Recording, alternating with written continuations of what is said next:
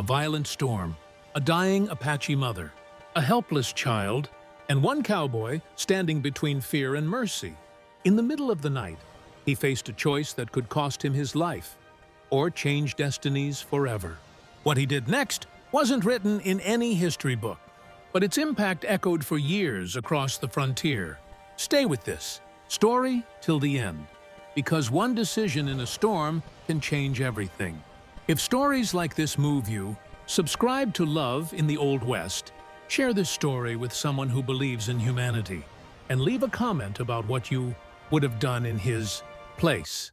The storm arrived without mercy, tearing across the plains like a living thing, screaming through the tall grass and splitting the sky with violent flashes of lightning.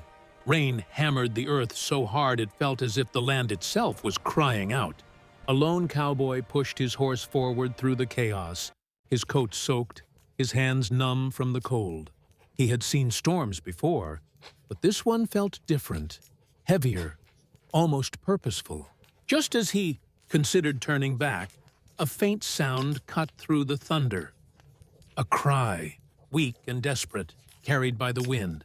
He slowed his horse, heart pounding as he listened again. There it was.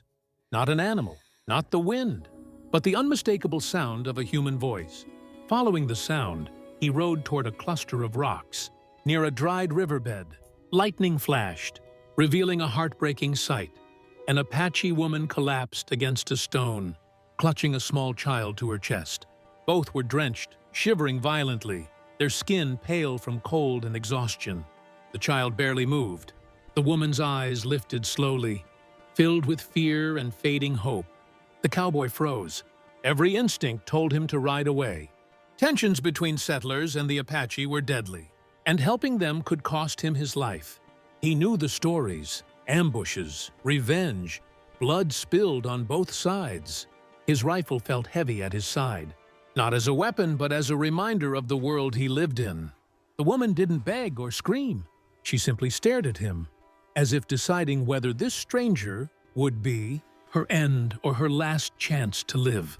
Thunder roared again, closer now. The child coughed weakly, a small sound that pierced straight through the cowboy's chest. He thought of his own past, of nights spent hungry, cold, and alone after losing everything he loved. He remembered what it felt like to be ignored by the world. Slowly, almost against his own will, he dismounted. Mud soaked his boots as he stepped closer, raising his hands to show he meant no harm. The Apache woman flinched as he approached, pulling the child tighter. Her lips trembled, and in a broken whisper, she spoke words he didn't understand. But pain and fear needed no translation.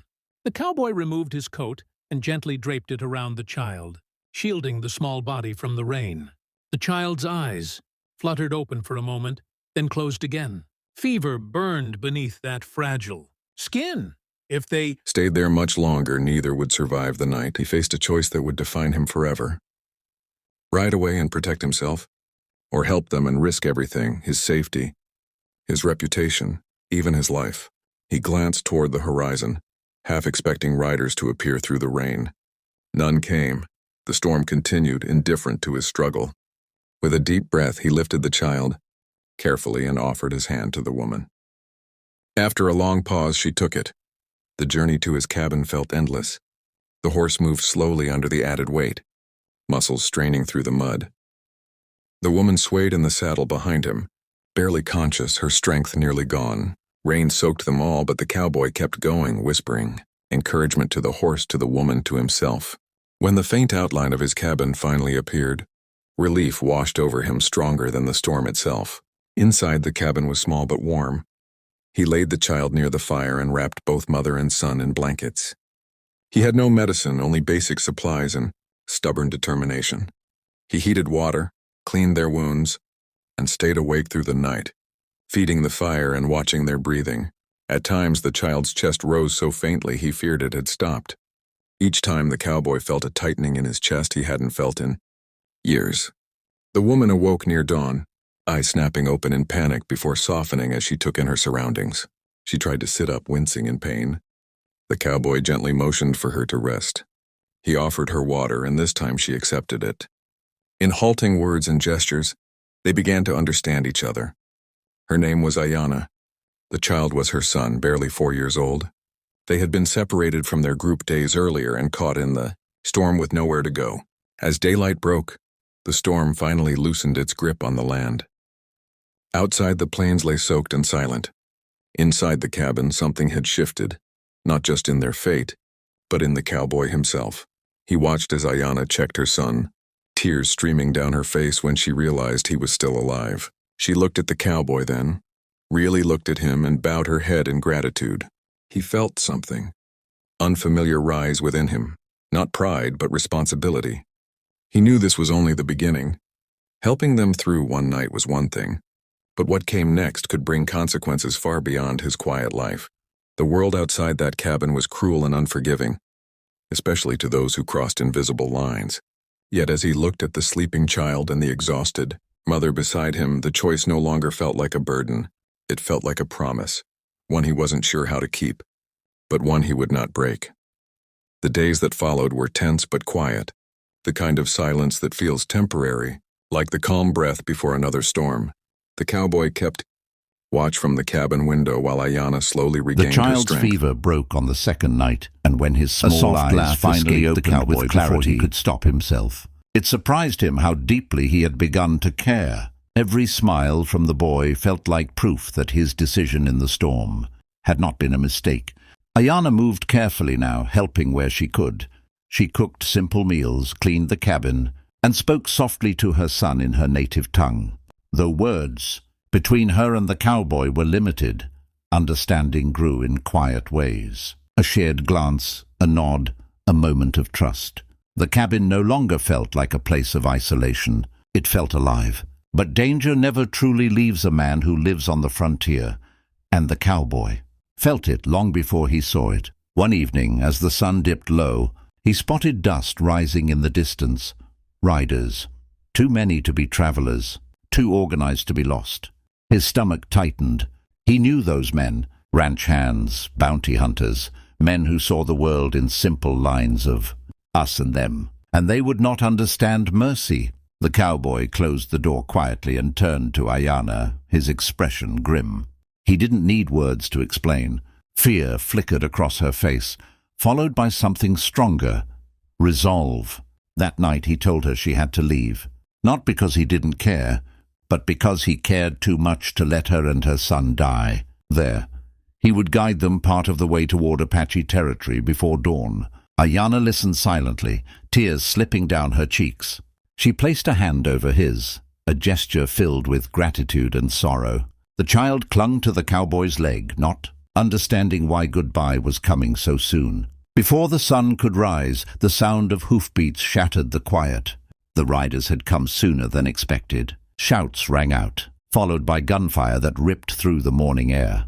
The cowboy grabbed his rifle and pushed Ayana and her son toward the back door. He told her to run, to keep going no matter what she heard. She hesitated only once, locking eyes with him, before turning and disappearing into the trees with her child held tightly to her chest. The cowboy stood his ground. Bullets tore through the cabin walls, splintering wood and filling the air with dust. He returned fire, using the land he knew so well to his advantage. Each shot was measured, each movement deliberate. He wasn't fighting out of anger, but out of purpose. He needed time. Time for Ayana and her son to escape. Pain flared in his shoulder as a bullet grazed him, but he didn't stop. He couldn't. The fight ended as suddenly as it began. 2 riders fell wounded, the others retreating, cursing and shouting threats into the distance.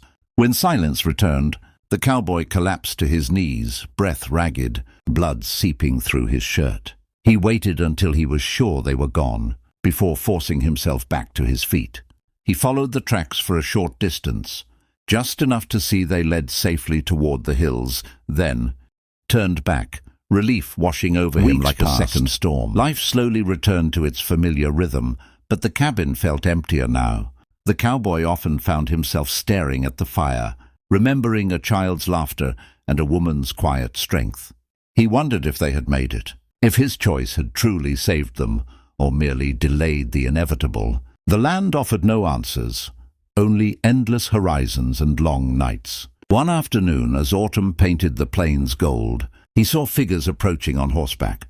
His hand went instinctively to his rifle, but then he recognized the colors. The movement, the familiarity, Apache riders. At their center was Ayana, stronger now, proud, her son riding before her with bright eyes and a wide smile. They stopped at a distance, cautious but calm. Ayana dismounted and approached alone. She spoke slowly, clearly. Her people knew what he had done. They knew he had risked his life for one of theirs. She told him her son lived because of his kindness, because he chose mercy over fear. From that day on, the land changed.